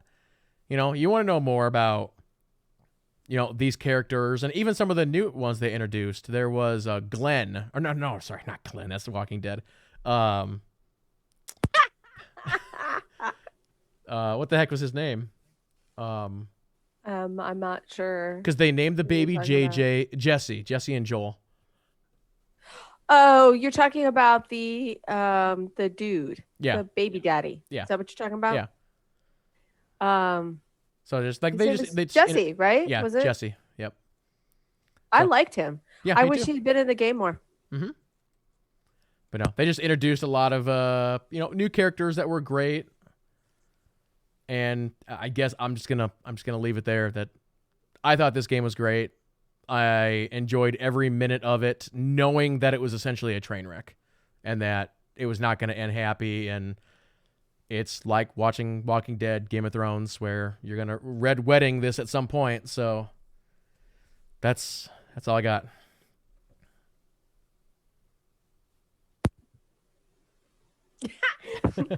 I mean, I feel like I shouldn't be commenting, otherwise I could just go on a rant, and I don't want to rant. But for those of you who haven't picked up on this, I was in the I hate it camp. My I hate it though was much more nuanced. When we talk about hype, and I don't think we talked about that with Cyberpunk 2077 Mm-mm. directly, but I think we danced around it maybe a little bit. A little bit. I do not think hype did this game a service. I think it detracted. If you notice, one of my biggest beefs with this game is that all of the marketing was Joel and Ellie. All of it. Or Ellie and the girlfriend, or flashback. Mm-hmm. I think they used at least one flashback that's in the game in some of the marketing materials. The content creator reviewers weren't even allowed to talk about Abby. They were embargoed from talking about her prior to the game releasing. All of that is shady, shady, shady, shady, shady, shady business. And so people bought this game thinking they were going to get Joel and Ellie Part 2. This game is so not Joel and Ellie Part 2. Yep. You watch them take Ellie apart in the game. And that's okay. But there are people who bought the game thinking they were getting Joel and Ellie Part 2, and they effectively got a bait and switch. They did.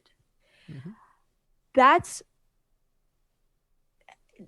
There's an ethical line there that I question of whether or not they should be going down for a game that is $60. It's one thing if you walk into a movie theater and you're paying $10 to see a movie that's a sequel and they take your favorite, the hero of the last one apart, and right, like Iron Man 3, let's say the Iron Man 3. I think that's the one, right, where he basically has a mental breakdown in that one. Yeah, he's making all the iron suits, right? Yep. But this is $60. Like, this is a game that people are saving for, maybe potentially. There's some population of the game. So that was something that kind of just was an issue for me amongst others. But, I understand that not everybody has the issues that I have. I played the first game, not for the shooty, but for the relationship building that they did so beautifully in the first game. There was none of that in this game. And I kept waiting for it. They would start it and then it would stop. They would start it and then they would stop. And if there had been anything close to that from the first game, I would not have been so. But there just wasn't like they did in the first game. But again, I'm glad everything that you said, though. The mocap was awesome. I mentioned that, which is why it got my technical best. The voice acting was great, which is why I said technical best. And the soundtrack was amazing. Almost made it my favorite. So, you know what I mean? Yes, I disliked the game, but I give credit where credit is due. Yeah. So you actually brought up one more point I want to touch on, and that is, and maybe you don't know this, but I did not play Last of Us 1 until a couple months ago for the first time. I did know that. So, like, the hype and stuff around 2 didn't affect me because I went right from 1 to 2. Oh, my daughter and I finished it 2 months before the game came out. We played it on PlayStation 3. However, I had played it before. I played it with my daughter because she was the same age as Ellie when we started it. It took us almost 2 years because she's 16 now. We started when she was 14. So we had to take breaks because of teenagers and life and whatever else. But we got it done real quick. And we stayed on the PlayStation 3, by the way. I just would like to say, even though I bought during one of the PS4 sales the remastered edition on P4, because we did not want to have to go back and restart the game on PlayStation 4. So we did it on the PlayStation 3, which is hard for y'all. If you remember, the controls are different on a PlayStation 3 than they are on a 4. So that was rough. But we were both looking forward to it. I took off work. This was mom and daughter game to play together. We had played the first one and we both loved it. We both loved it. It wasn't just the hype on the game. It was we both loved the first game because of XYZ. And we were so looking forward to having that experience again. Even I would have been okay even if it wasn't Joel and Ellie. Just that. And you have to play the first game to truly understand what I'm talking about. Yep. That game, you were in the middle of a post-apocalyptic disaster, and yet they still managed to put in pockets of hope. Over and over again, that game is about hope. I'll just leave it at that about what the second one is. So that's the problem. And, they took a risk. That's what they wanted, the game that they wanted to make, and that's fine. And they knew going in they were going to piss people off. Game director said it. Troy Baker said it. Multiple people said it. I don't know if they realized how many people were going to be mad because they got defensive then after the game came out and people started talking about it. But anyway, Last of Us 2, you should go play it. I'm not telling you not to play it, please. It's a great game. Last thing I'll say on it, just based on comment in chat, somebody said that they need to make a third one. I think they probably will make a third one. But again, it's going to be a train wreck, I guarantee you. I thought they said they were done. Yeah, maybe. Yeah, I thought I read somewhere where somebody asked them if they were going to make a third, and Neil Druckmann was like, because remember, they lost. So for those of you, I don't know if you guys know, but the stories about the first one are legendary about how brutal the process of getting that one out the door was. There was 2 directors. One of the directors actually rented an apartment near the studio so that he didn't have to go all the way home. He didn't want to take the time to drive all the way home and come back to the office. And so he was living in this apartment during the week and going home on the weekends to see his family. And then that dude stepped down from the studio and left Naughty Dog because of making The Last of Us 1. Then all of this brouhaha and this one, they delayed it twice? Once? Twice? I'm not sure on that one. I know they delayed it at least once. And there's the rumors and discussion about why it was delayed. If it was because they were releasing during a busy month originally and they moved it back, but they still released in a relatively busy month too. I don't know, but or if it was COVID, or if they were behind and all of this was just happy circumstance so they could hide underneath whatever. But I swear I thought someone asked Neil Druckmann if there was going to be a third, and he was like, wow, I don't know if we can do a third. Yeah, I wonder what they'll do next. I mean, never say never, right? We've seen many a game where they say they weren't going to make a third and movie, and wow, here comes third. So who knows? But I agree with you. I think they will blow up somebody else's thing that they love from this game. Yeah. And the first one, you guys, is not light and shadows either. There's some really sweet characters that end up dying when you didn't want them to die. So whatever. All right, let's move on to your game of the year. Okay, I've been actually wearing my game of the year on my shirt this whole time. Not sure. I'm sure people can't see it because it's tiny. It's my pin right here. We've already alluded to it. Let me see. Can I get it up to the camera? Can you see it? Yeah, I think so. So it's Ghost of Tsushima. So I got this pin actually at the PlayStation Experience 2 years ago. It was part of the swag bag that you got for going. And for those of you who don't know, if they ever bring it back again, who knows with the state of movie theaters today and COVID and what that's going to look like after we get through this. Um, I don't know, but Sony PlayStation Experience is like an E3, right? It's big press conference presentation where they show you all of the games that are going to come out. And um, they used to live cast it, and you could get a free ticket. Um, you would register, get a free ticket, and you would get to go and watch the live cast in a movie theater. And they would give you the swag that you would have gotten if you went to the E3 presentation. Or I'm sure it's not all the swag, but some swag. So free swag, get to go sit in a movie theater and ooh and ah with your fellow geeky, nerdy gamers in a movie theater. Super fun. It might not seem like it, but being in a room with your kind while everybody is seeing this trailer that you didn't know was coming is an experience. God of War coming out and Monster Hunter are just ones that I will remember forever because the reaction of the crowd was just hysterical. So we got this. And I remember looking at it going, I have no idea what this game is going to be. What is this? And we saw the trailer, and I still didn't understand what this game was about.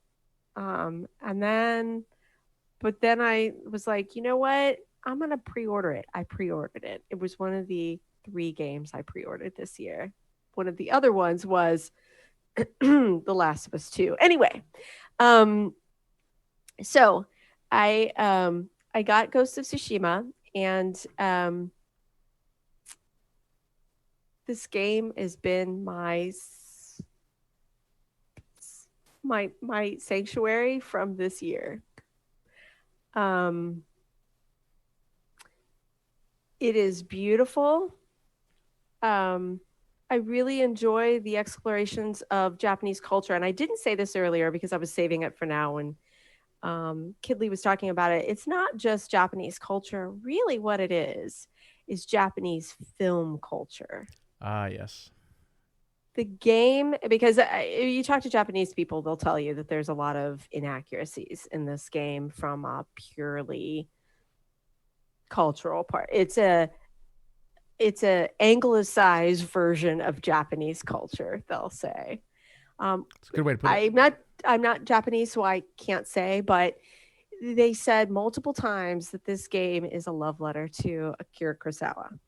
And if you've ever seen samurai films from him, there are oodles of wink, wink, nudge, nudges to that filmmaker, starting with Akira Kurosawa mode that you can play the game in, which is black and white.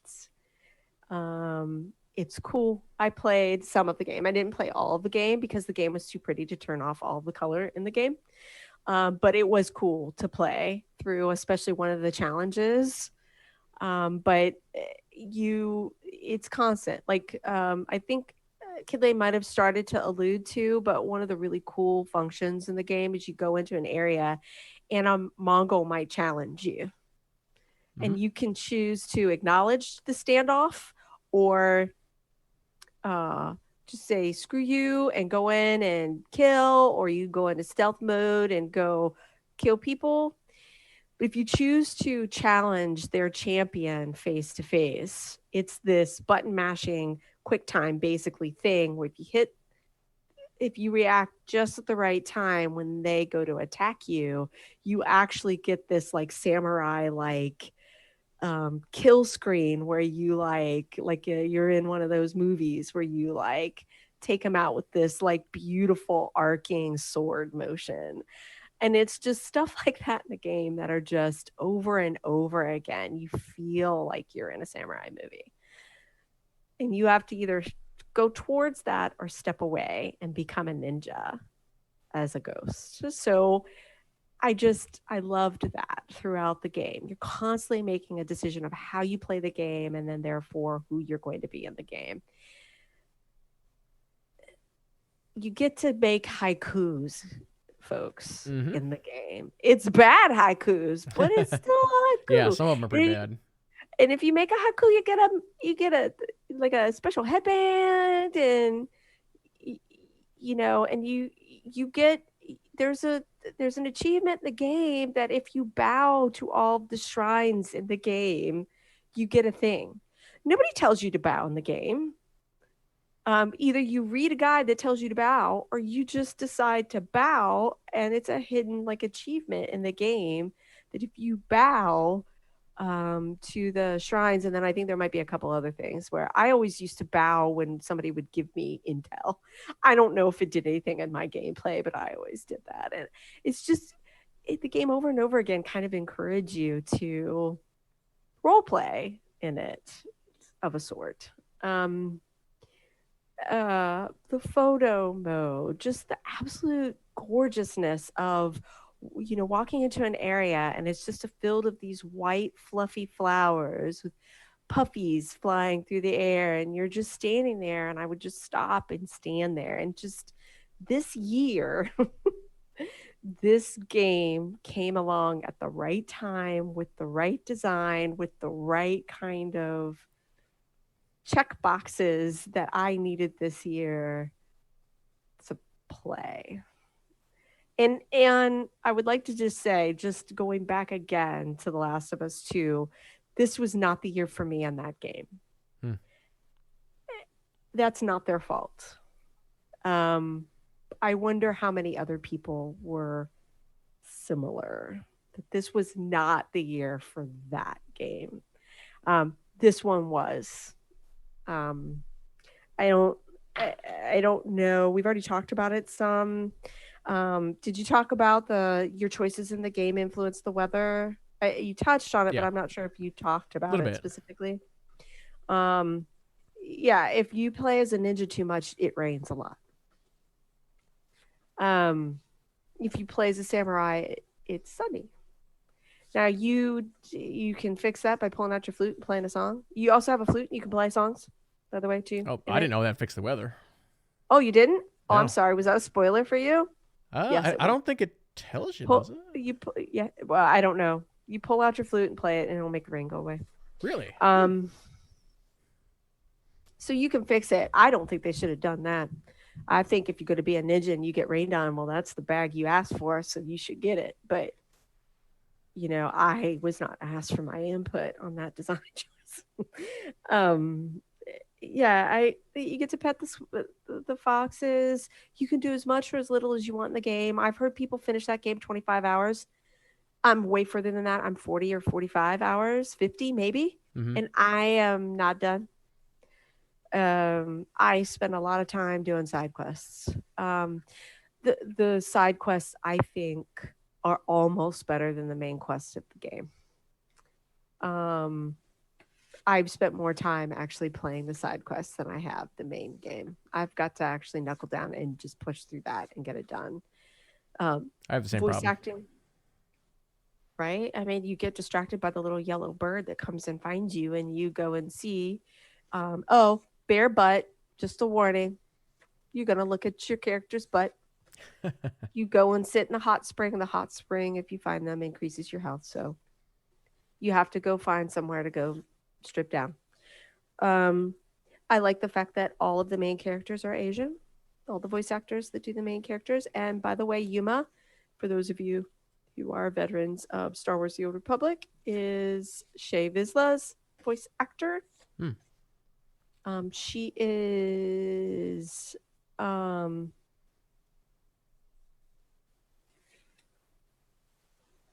Filipino? Korean? One of the I don't know. two. She's from my hometown. So um so I absolutely love that and the main character voice actor actually started streaming in preparation for this game, and he played through on as himself in the game, and it is really funny. Huh. You need to go and watch his stream because he makes all these like side comments about what's going on sometimes in character. It's really funny. That's cool. Um, so yeah, I love this game. It was my game to beat. I compared all of them to this one because it just a game. Usually, my game of the year is the one that just clicks with me, and then I compare everything else to it to see if this one clicks better, and nothing really came close, to be honest with you. So, Ghost of Tsushima. I don't think we talked about it too much, but going back to what you were saying about how this movie or this game is like a love letter to the movies and stuff like that. Another thing they absolutely nailed was the soundtrack for this game Mm-hmm. and playing the right theme or instrument, a little bit of like wooden pipe or whatever, Mm-hmm. during certain things and or Mm-hmm. certain aspects, and that was also just very very well done. Mm-hmm. Mm-hmm. I agree. I mean, the soundtrack really for all of these games, which is great. Mm. It really was hard this year, I think, to pick one. There was a little bit of eeny, meeny, miny, mo, to be honest with you. Um, a little bit for the soundtracks, at least for me anyway, because there were so many different choices.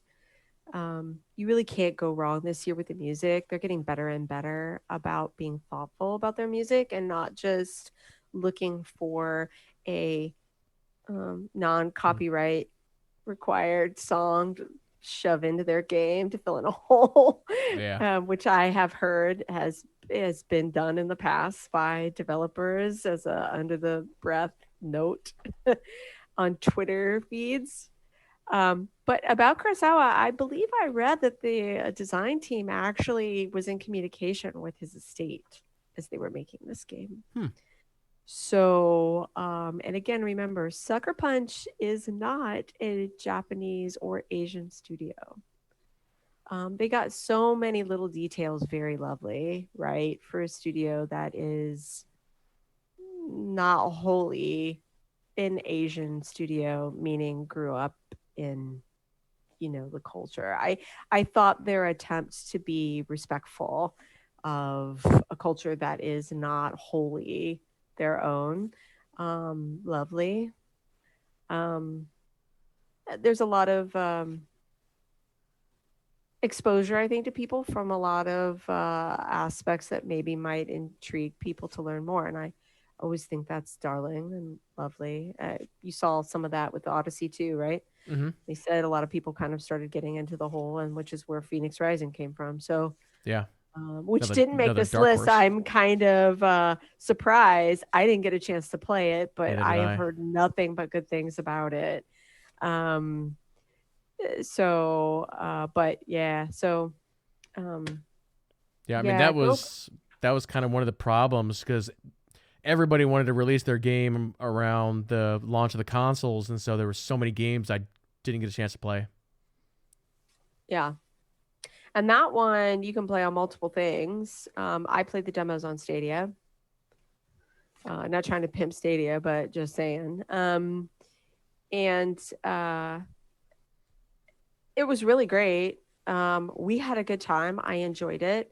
But again, it's an open world. Even though it's a contracted open world, it's kind of a small footprint with a ton of stuff to do in it. Mm-hmm. But it's very Breath of the Wildy in as you kind of create your own path in the game, sort of.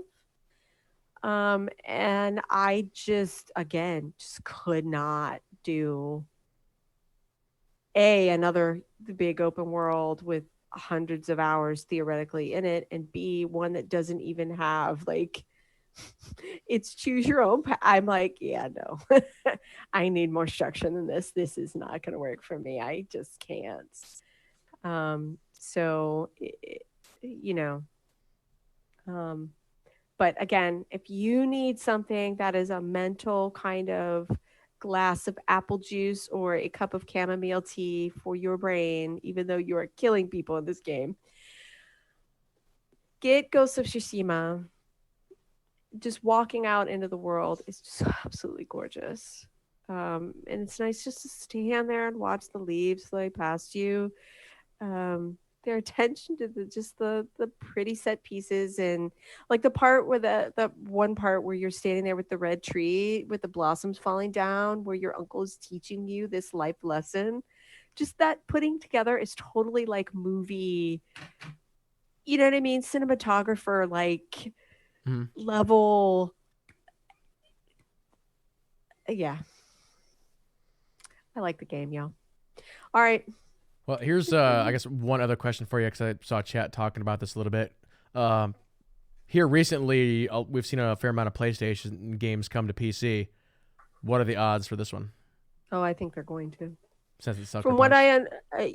no, I think when they put out Horizon Zero Dawn and what was it? Because Uh, uh, Detroit came uh, over. Um, yeah, Death Stranding came over. it did. Yep. Um, my one of my games, Devil May Cry 5, right, came over Hmm. as well. All of those, from what I understand, have done fairly well. Um, so money talks, I expect because those things did well that they will bring them over. But again, they will be a timed release. I would assume everybody knows that they will be a timed release. They are not going to bring them over tomorrow. I don't think they're going to bring them over until after the PS5 has been out for a year, to be quite frank with you. Why would they? They want to sell consoles. So I think you're looking at least a year before it comes over, if not a year and a half. Um, but I mean, Horizon Zero Dawn was what, almost 2 years before it came out? Yeah, something like that. So, I mean, that's how long they went. People still went nutso and bought it again. There are people who bought it on the PlayStation and then bought it on PC. I'm not one, but I totally respect why people would do that. So, yeah. I do think some of their core games will never come over, like God of War, Last of Us, Uncharted, Ratchet and Clank. Those will never come PC. Really? I don't think so. I think one of those might. I could see Uncharted coming to PC. That'd be cool. There's a movie coming. That's true. So I could totally see Uncharted. Now, the other ones, I probably agree with you on those ones, but Sony makes movies as well as games, and Sony's making the movie. I would have a hard time believing that they would not be like movie time, tie-in time. What? Um, yeah. So, but that's just me. I don't have facts on it. You could be right. I could be wrong, but I guess what are the odds that Naughty Dog would do a young Nathan Drake game? Would they get Tom Holland I to do that? I thought that there was talk, that there was rumors that they were making a new Uncharted game. Hmm. Um, Druckmann directed the last one because Amy left, and they had to. Not because they wanted to, they had to because they couldn't do The Last of Us until the last Uncharted game got done. So if they have a new director for an Uncharted game that doesn't have to be Druckmann, because I thought that was part of the thing. He was like, I cannot do both. I cannot. I did both last time. I'm not doing it again. And there was one less director. So um, I would love it. I think it would be great. Could you imagine a young, I mean, I assume there are people in chat who've played the Uncharted games. If you haven't, I don't know what you're doing. You need to go get them. I mean, they made it free for COVID. Like Naughty Dog released them for free. I don't know if they still are, but they were. They said because of COVID and they wanted people to have something to play, here's Uncharted for free and you can keep it. Um, get it, get them. It's an excellent series. It's like Indiana Jones and stuff. Mm-hmm. The voice acting is amazing. Like just go get Uncharted, play them. Um, yeah. Anyway. All right. I think I know what the next one is, but I'm going to sit back and I'm going to enjoy this rollout. Viva Pinata, guys. Oh, no? Oh. Okay.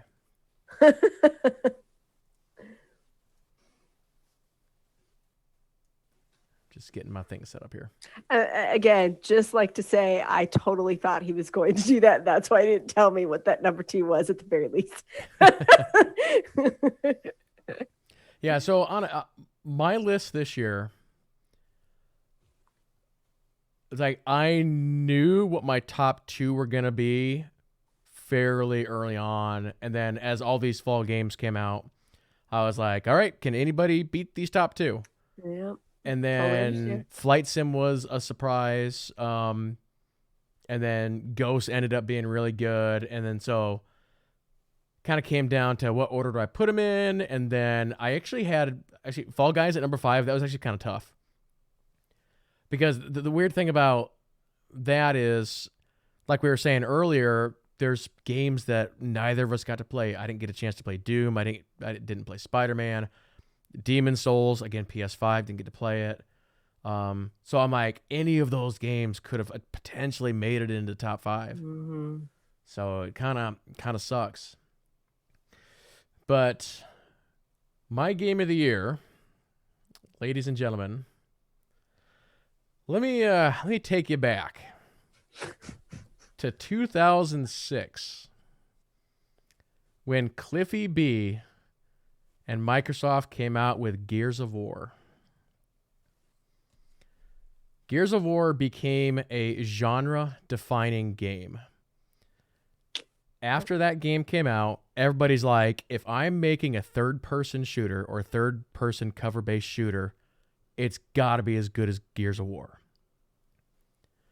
A couple years later, in 2009, we got Demon Souls, the birth of the Souls-like games. And since then, how many have we seen?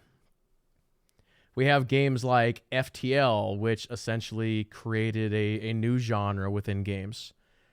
And over the years, we've had so many more just genre-defining games. So along comes Supergiant making their 4th game, and I think everybody thought it was going to just be another solid but average game from them. Which, by the way, solid but average for Supergiant is still better than a lot of games. Yep. Okay, continue. See, sorry. So instead, what they made was a game that is going to be a new genre-defining game for the rogue-like genre. Everybody or anybody who makes a roguelite moving forward, they're going to say, we need to make sure that we do what Supergiant did in this game. And so, as I'm sure it's no surprise, as I'm going to quote a famous line from the game, in the name of Hades, Olympus, I accept this message. So my game of the year chat is, of course, Hades. No big surprise there. But this game is essentially the total package. This game has done things within the ARPG roguelike genre that's never been done before. And Alise and I had some conversations on this game a little bit.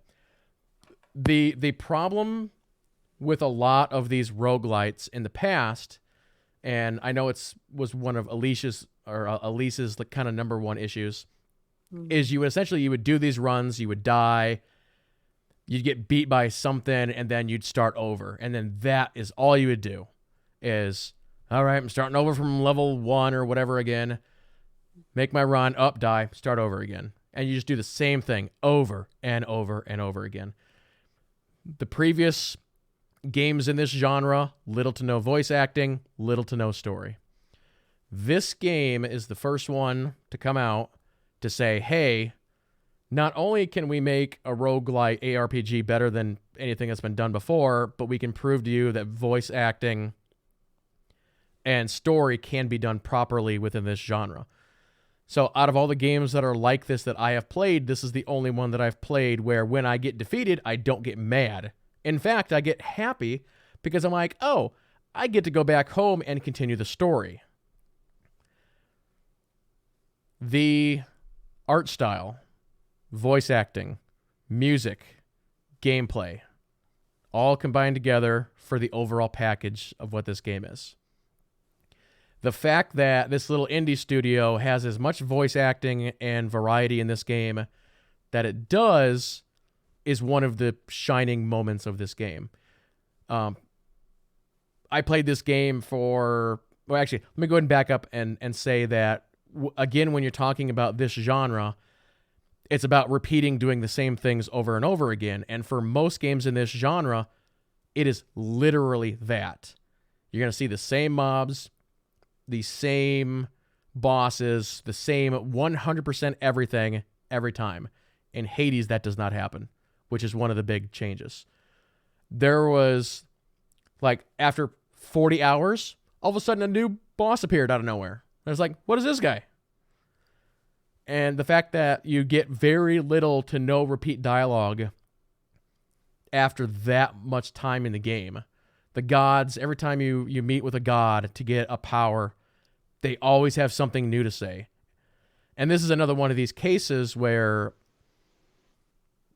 these guys didn't have a bunch of money to go pay a bunch of professional voice actors. Word. And so most of the VO is done by the developers. And that's just just to jump in on that just for a second. That voice acting oftentimes is called out when people talk about studios and why didn't you, and then fill in the blank do, and then fill in the blank, right?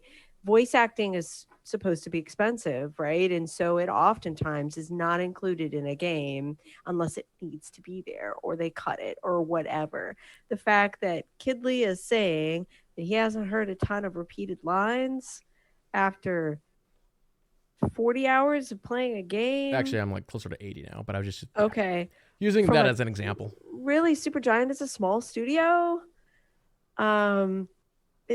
For a game that is not its, well, I mean, theoretically, that should not be the core, like, that should not be the central pillar of what they were going for in the game. Obviously, it was something they consider important, but you would assume their genre dictates, and it's a fighting game, so therefore that should be whatever. But the fact that they put that much time and detail, tiny studio, that much voice acting is amazing.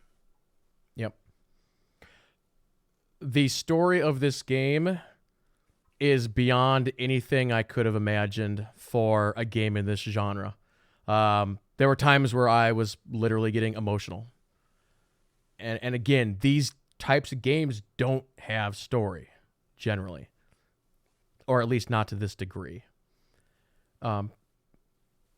The weapon system and the boon system in this game is very, very cool, very, very unique.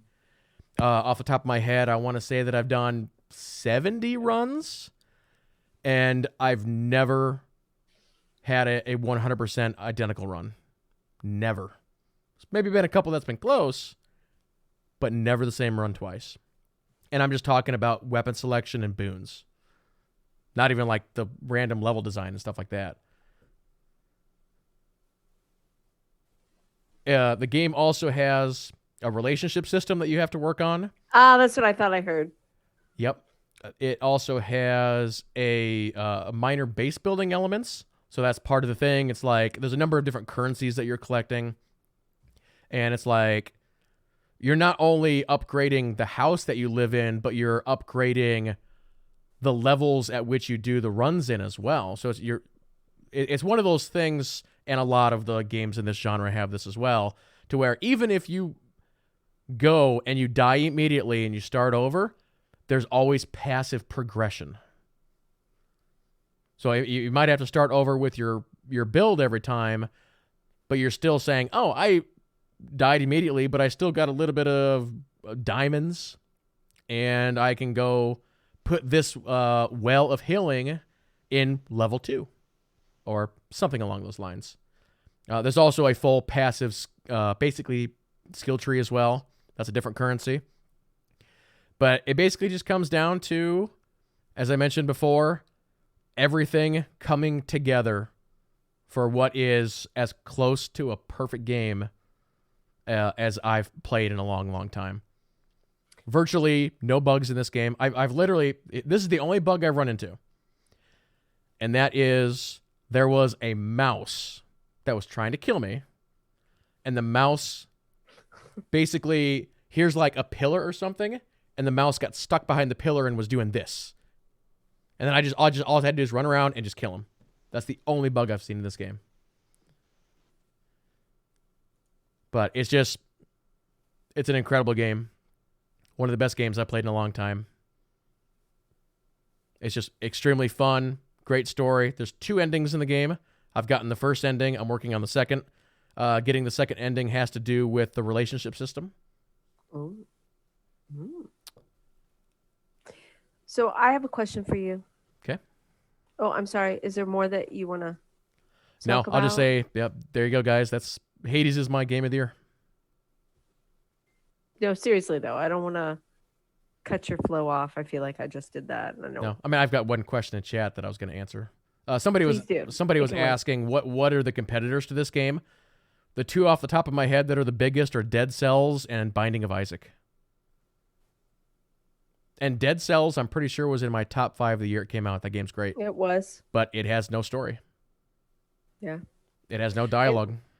I have heard that there is lore and stuff in the Souls games, but you're not doing really a story. You have to find it. It's like in codexes or something like that, that there is supposedly lore and world building in it, but you have to find it through reading. It's not like you discover it while playing through something. Mm-hmm.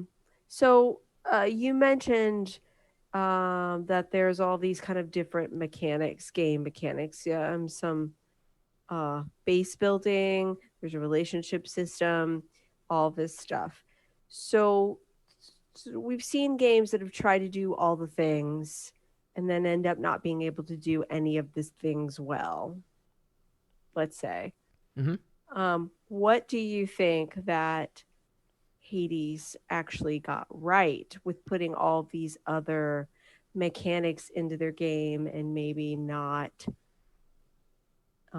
losing sight of what it's there for, let's say? Or what do you think they did right? Maybe other studios could learn from Supergiant. See, that's the thing. The answer is everything. They got everything right. And it's like, I'm not just saying that because it's like, did they need to put in a super complex relationship system? No, and they didn't. It's just enough. Same with the base building. It's just enough to kind of keep it going. So really what they did is that they just put some, but not all the things, maybe. Yep. They didn't go too far in any particular direction. They gave you just enough to make it interesting, but not too much that they overwhelm you, unlike, let's say, Fallout 76. Or I've heard Valhalla people say that there are components of the game that are overwhelming. If the base building maybe takes away from the conquering or, whatever. Mm-hmm. So they didn't do too far, maybe, is kind of what I'm hearing. Yeah, and that kind of goes back to the death system a little bit. So generally speaking, your average run will take about 45 minutes. If you actually make it all the way through, somewhere between 45 and 55.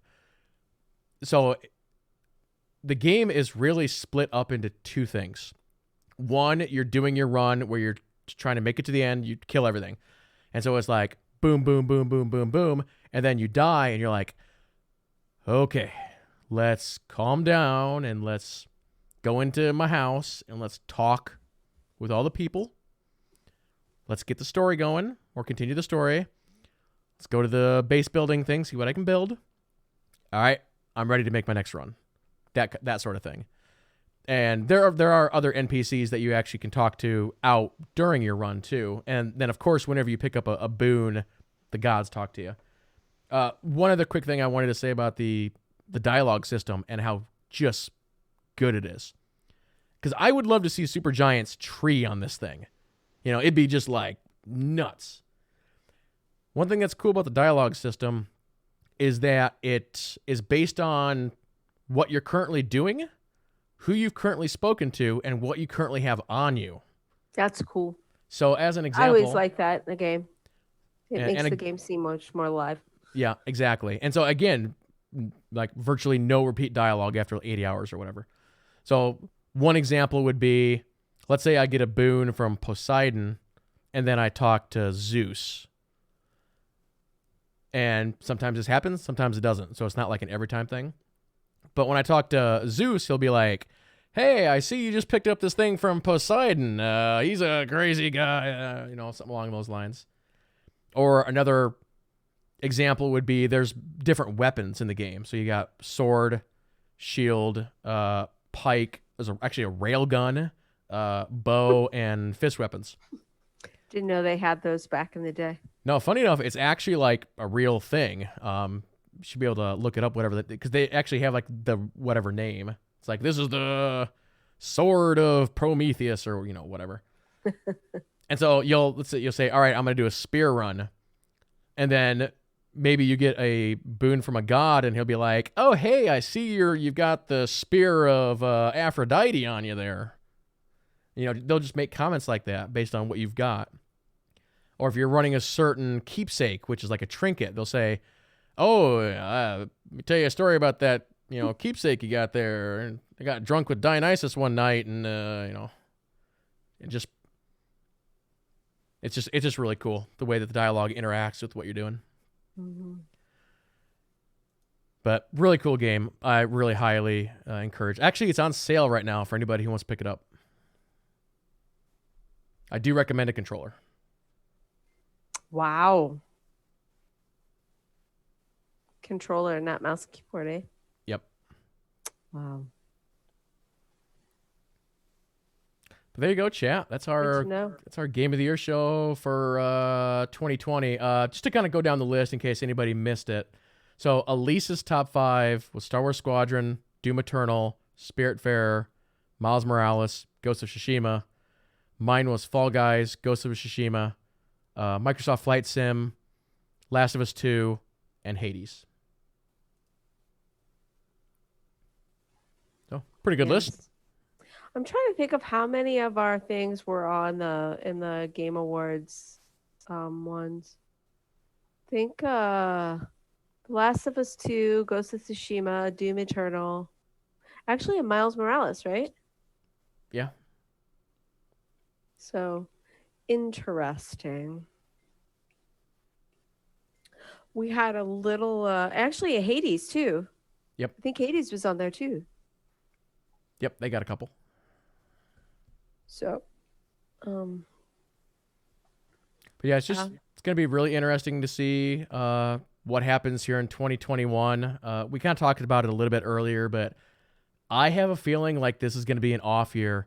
It's just a combination of COVID, the fact that new consoles just came out, and it seems like the year after consoles come out, it's always an off year because they're then building for the new ones instead of the old ones.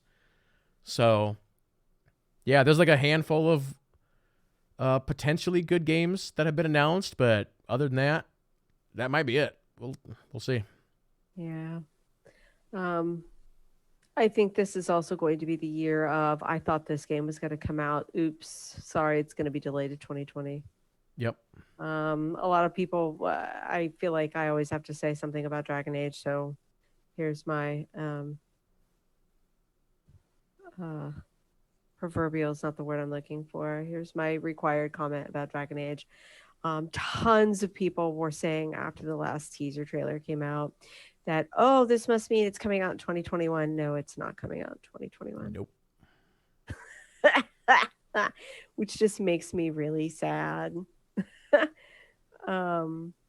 in some ways. It just gives me more time to play. Hopefully, Horizon Zero Dawn, but I feel like I need to bang on some wood for that.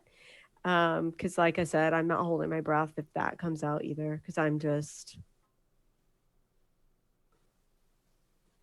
they delayed Cyberpunk 2077 twice, and it should have been delayed for another 12 months, frankly. Oh yeah.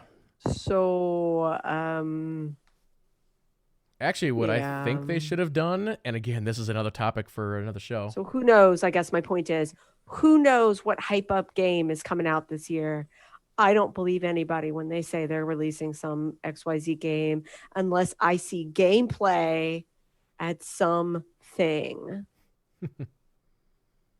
And some content creator comes out and goes, I played it on my insert console of choice and it looks okay. Okay, I'm sorry. Go, Kidley.